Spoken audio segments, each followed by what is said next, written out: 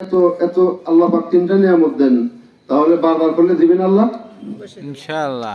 আল্লাহ রাসূল বলেন, আমার আশিক হইয়া আমার প্রেমিক হইয়া আমি নবীর উপরে যে ব্যক্তি একবার দুরূদ শরীফ পড়েন, আল্লাহ পাক রব্বুল আলামিন ওই বান্দাকে তিনটা নিয়ামত দান করে। সুবহানাল্লাহ। সেই তিনটা নিয়ামত কি আল্লাহ রাসূল বলেন, তোমার আমলনামার মধ্যে 10টা নেক লিখে দেওয়া হয়, তোমার আমলনামার থেকে 10টা পাপ কাটিয়ে দেওয়া হয়, তোমার উপরে আল্লাহ পাকের 10টা রহমতের দরজা বুলন্দ করে দেওয়া হয়। সুবহানাল্লাহ। শুধু তাই নয় রে উম্মত, বাজান, যুবক ভাই, মা বোনেরা, ঘরের মনোযোগ, একদম মৌমাছির জাগের মতো চুপ করে বসে থাকুন। কথাগুলো কি বলি রেকর্ড করুন, নিজের কলমের মধ্যে রেকর্ড করুন, সিনার মধ্যে রেকর্ড করুন। আপনার আমার জীবনের জন্য একটা আলোচনায় নাজাতের জন্য যথেষ্ট, যদি আমি আলোচনাটা আমলের নিয়তে করি এবং আপনারা আমলের নিয়তে শোনেন। কথা বলেন ঠিক কিনা? আমার রাসূল বলেন, তিনটা নিয়ামত তো একবার দুরূদ পড়লে দেওয়া হয়। ও আমি নবীর উম্মতরা, তোমরা শুনে রাখো, জেনে রাখো, তোমাদের জবান দিয়ে দুরূদ শরীফ বাইর হতে দেরি, তোমার নাম, তোমার বাবার নাম, তোমার বংশ নাম সব আমি রাসূলের রওজা মুবারকে, আমার আল্লাহর একদল ফেরেশতারা তোমার বংশ তালিকা, তোমার দাদার নাম, বাবার নাম, তোমার নাম সহ তোমার দুরূদের হাদিয়া আমি রাসূলের নুরানি রওজা মুবারকে পৌঁছায়া দেয়। সুবহানাল্লাহ। দুরূদ শরীফ আস্তে পড়বো না জোরে পড়বো? জোরে। দুরূদ শরীফের আওয়াজ যদি এলাকার গোরস্থানে যায়, গোরস্থানের কবর আযাব মাফ করে দেবে কে? আল্লাহ। কথা বলেন, সব কিছুর মালিক কে? আল্লাহ। এই যে আমার সামনে কোরআন, আমি কিচ্ছা কাহিনী কোরআনে আছে, ওগুলোর দিকে যাই না। মানুষ কিচ্ছা জানে, আমার থেকে আমরা বেশি জানি কিচ্ছা, ঠিক কিনা বলেন? ঠিক। কৌতুক বিভিন্ন কিছু আপনারা অনেক কিছু জানেন, কারণ আপনারা আগের মানুষ। আগে বাড়িতে বাড়িতে আপনার যখন কারেন্ট ছিল না, বাড়িতে বাড়িতে মুরব্বীরা বসে বিভিন্ন কৌতুক বলতেন, বিভিন্ন গান গাইতেন, মুর্শিদি গাইতেন, গাইতেন ভাই? গাইতো। কথা বলেন। এগুলো এখন উঠে গেছে, এখন নাই। এইগুলো উঠবে না কেন? ভালো জিনিসই উঠে গেছে। আগে ঘরে ঘরে কোরআন খতম হইতো, মিলাদ হইতো, মিলাদ উঠে গেছে, কোরআন খতম উঠে গেছে, 4 দিন 5 দিন না খানা উঠে গেছে, 40টা খানা উঠে গেছে। এইগুলো ওঠার পিছনে কারা দায়ী? আমার মতো একজন আলেমরা দায়ী।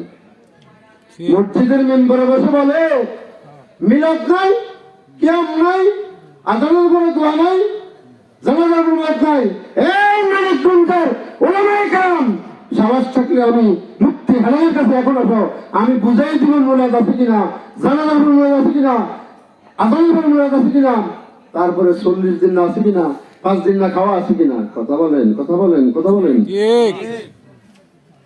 সাবার জোরে কথা বলা যাবে না, কোরআন দিয়ে কথা বলতে হবে। কি দিয়ে? কোরআন দিয়ে। আর কোরআন দিয়ে যে আলেমরা কথা বলে তাদের বদনামের শেষ নাই। কথা কান? ঠিক। তাদেরকে নিয়ে ইউটিউবে ফাইজদামি, দোকানে দোকানে বসে কি ওয়াজ করে গেছে। কোন সন্তান যদি মা বাপকে ভাত না খাওয়ায়, হুজুর যদি মা বাবার খেদমতের কথা বলে, ওই নাফরমান সন্তানটার গায়ের মধ্যে লাগবে। কথা কান? ঠিক। কেউ যদি নামাজ না পড়ে, নামাজ সম্পর্কে আলোচনা করলে ওই বেনামাজের গায়ের মধ্যে লাগবে। ঠিক। রোজা না রাখলে, রোজার ওয়াজ করলে রোজা ওই বেরোজগারের গায়ে লাগবে। কেউ যদি সুদ খায়, ঘুষ খায়, জেনা করে, এই সুদের বিরুদ্ধে কথা বললে, ঘুষের বিরুদ্ধে কথা বললে, কেউ যদি জালেমগিরি করে ওই জালেমের বিরুদ্ধে কথা বললে, আপনার তার গায়ের মধ্যে লাগবে। কথা বলেন। ঠিক। তোমার জলে কেন রে বন্ধু?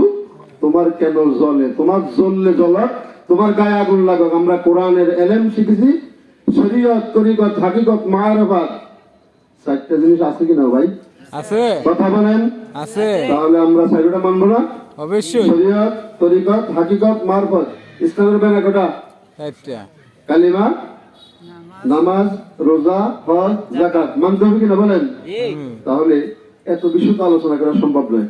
আমি আপনার 3টা আয়াত, 3টা হাদিস নিয়েছি, সময় 1 ঘন্টা। যদি আপনারা ফজর পর্যন্ত বসে থাকেন, আমি ফজর পর্যন্ত চালাবো, কোনো সমস্যা নেই, নো প্রবলেম। আপনার সময় আমাকে 1 ঘন্টা দেওয়া হয়েছে, যদি আপনারা চান আমি পারবো, কোনো সমস্যা নেই। চলা আছে কোনো সমস্যা আছে? না। প্রতিদিনই তো আমরা ঘুমাই, ঠিক না?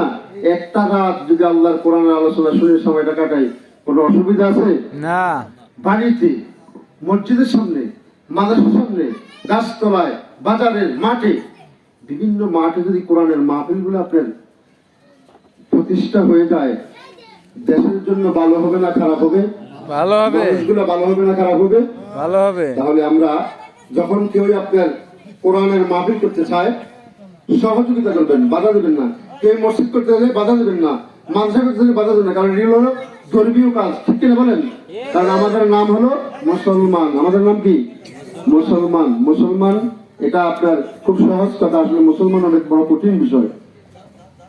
আসলে ওইদিকে যাচ্ছিলাম, দুরূদ শরীফের ফজিলত বললাম, একটু আওয়াজ দিয়ে দুরূদ শরীফ পড়ুন। আমার আপনার যে রাসূলের পাকের উপরে দুরূদ শরীফ পড়লে নবীজি খুশি হয়, জিকির করলে আল্লাহ পাক খুশি হয়। কন্যা সুবহানাল্লাহ। এক কথায় হলো আল্লাহর হুকুম আদায় করলে আল্লাহ খুশি, আর রাসূলের সুন্নাহগুলা, দুরূদ শরীফ পড়লে রাসূল খুশি। আর যেই বান্দার উপরে আল্লাহ রাসূল খুশি, তার দুনিয়া তো ভয় নাই, আখেরাত ভয় নাই। কথা বলেন ঠিক কিনা?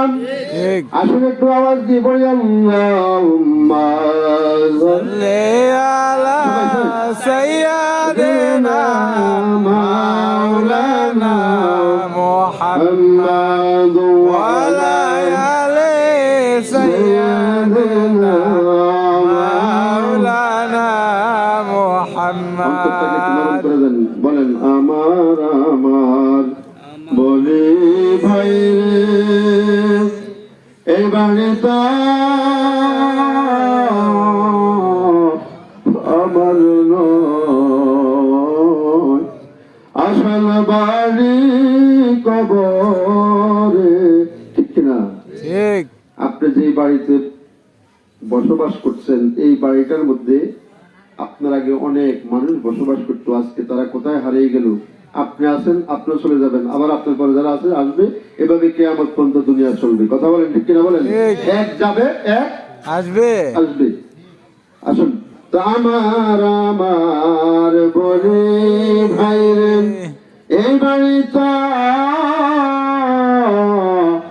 আমার নয়, আসল বাড়ি কবরেতে মাটি হবে বিছানা। আল্লাহুম্মা সাল্লি আলা সাইয়্যিদিনা মাওলানা মুহাম্মদ ওয়া আলা আলি সাইয়্যিদিনা মাওলানা মুহাম্মদ। সুবহানাল্লাহ।